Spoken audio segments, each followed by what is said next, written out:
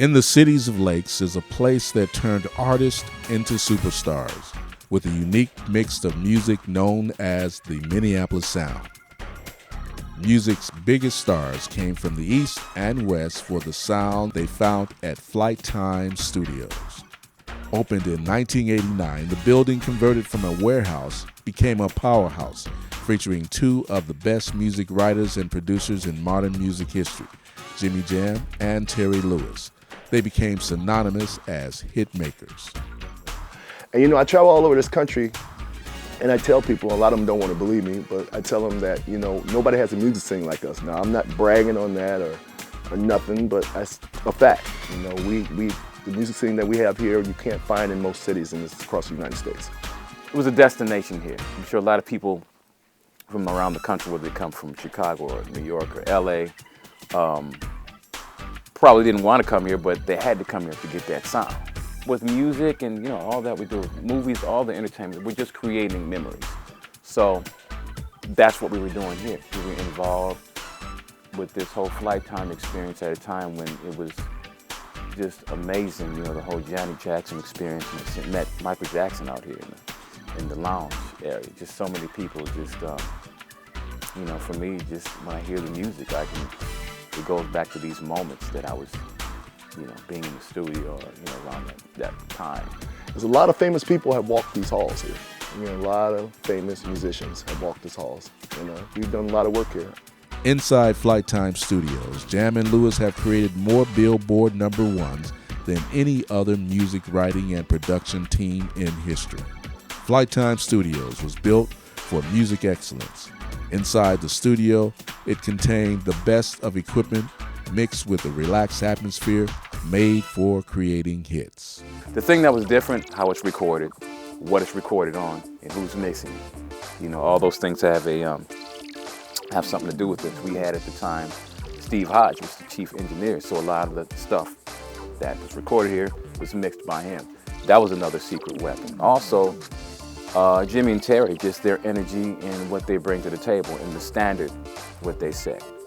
I think all those things have something to do with it. And just every building has an energy. Jimmy and Terry did a great job of picking this location and designing this.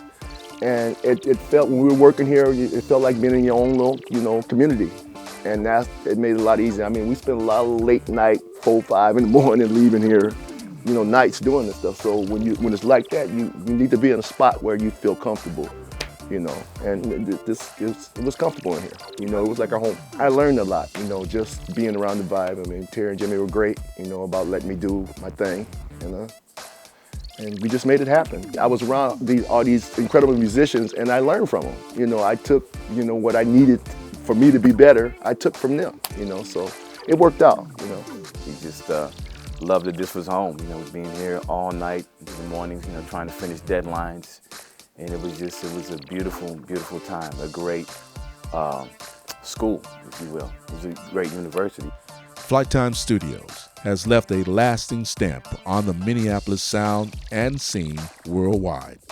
Today, its impact helps create the music and technical creatives as the Minneapolis Media Institute. Program chair Paul Peterson is a Grammy-winning musician, a Minneapolis sound star who's played with Prince, the Time Band, and lead singer in the 80s Prince-inspired band, The Family.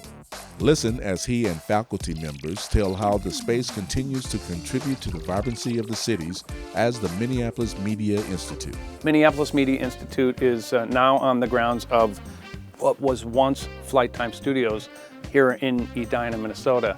And what's so great about this, obviously, is the history and the people who have come through these doors and made hit records, whether it's Janet, Michael, Beyonce, Sting, Mariah, Boyz II Men.